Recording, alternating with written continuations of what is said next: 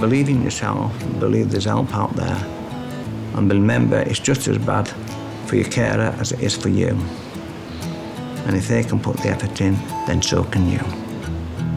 Well, we live about 7 miles from Bridlington. It's a fantastic place, lovely people, and we love it here. We've been married 46 years, and they've been good years, and yeah, best thing I ever did in my life, yeah.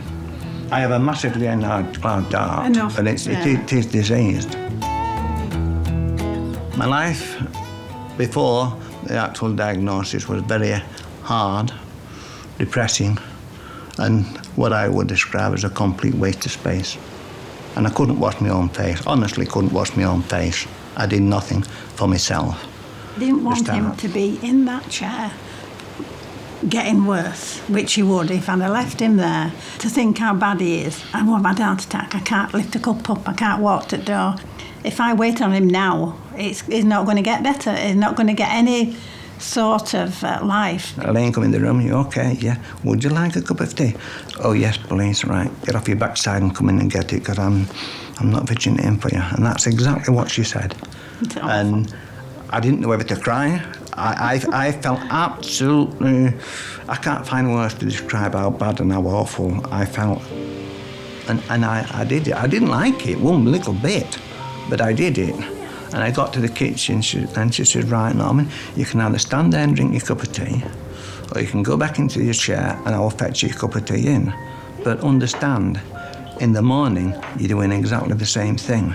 And that is how it progressed. So I didn't do it. My wife did it.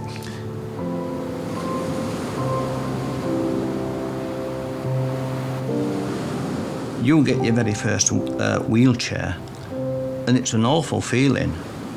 I'm a man and I'm sat in a pram, and I'm reliant totally on somebody taking me here and there, and it's only because of a situation that arose that things change.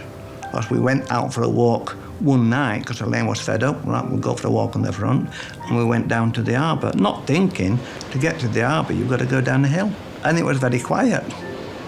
And I thought, right, we'll go home now, and we got to the hill. Oh, I can't push you, Norman. You're too fat and heavy, and you'll have to get up and walk. And it took about half an hour to get up that stretch.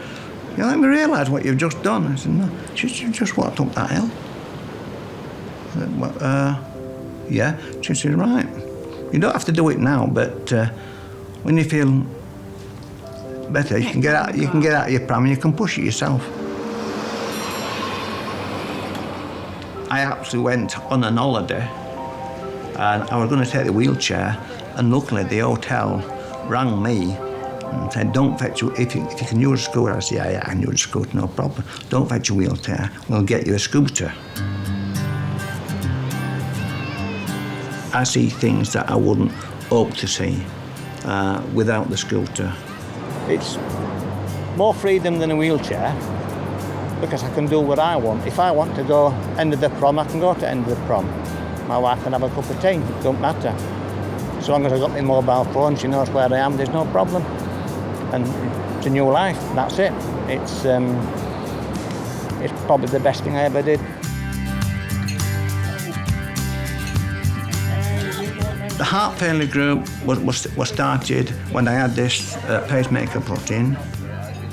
I got the job of the chairman. We tried to give them more hope and a bit of encouragement to manage their own illness. It's just for a day out, afternoon out, with a natter, with a cup of tea, and they go home talking and laughing. Yeah. And you learn a little bit each time about your condition, and you think, oh, well, that's not just me that's suffering. Yeah. And how do you pick little things, oh, well, if Rebecca can do that, I can do that. Mm.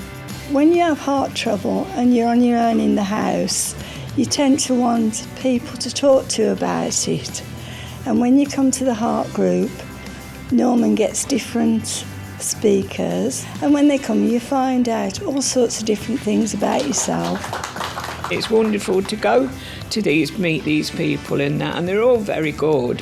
No matter what you want, they'll help you with, so They are good, yeah. I love it. I love it. I just can't wait for the next one to come. Any advice you want, and there's people there to give you the advice, and I want plenty of advice. I live a good and exciting life now, a very happy life. I'm really chuffed with my life, make no more about it. But I do know my own restrictions. I've had to learn them, but I've had to learn them with my wife. And I know now just what I can do, what I can't do. And I assess each day as it comes. And so long as I make each day better than the one before, I'm happy. And that's all I do. I feel better now than I did when I was 30. And that is a fact.